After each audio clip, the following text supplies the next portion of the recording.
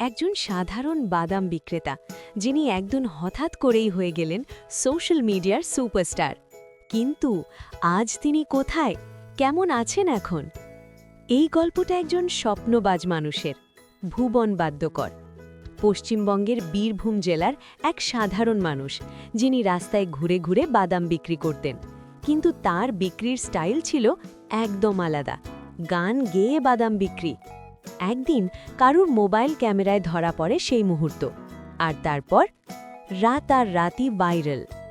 কাঁচা বাদাম গানটা সোশ্যাল মিডিয়ায় হয়ে ওঠে sensation. Instagram reels, YouTube shorts, সব জায়গায় শুধু একটাই গান, কাঁচা বাদাম। এমনকি দেশ ছাড়িয়ে বিদেশেও ছড়িয়ে পড়ে এই গান। তারপর বদলে যায় ভুবনের জীবন। মাটির কুড়ে ঘর থেকে পাকা বাড়ি, আয় বাড়ে, পরিবারে আসে সুখ।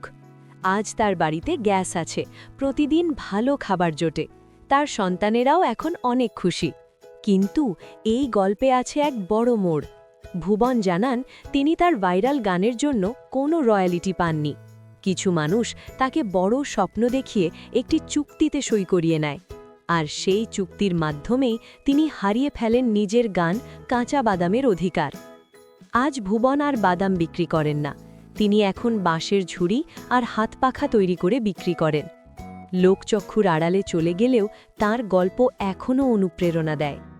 একটা ভাইরাল ভিডিও, একটা গান একজন সাধারণ মানুষকে তারকা বানাতে পারে, কিন্তু সেই সাফল্য ধরে রাখা সবচেয়ে বড় চ্যালেঞ্জ। আপনি কি কাঁচা বাদাম গানটা শুনেছেন? ভুবনের এই গল্প নিয়ে আপনার কি মতামত? কমেন্টে অবশ্যই জানান।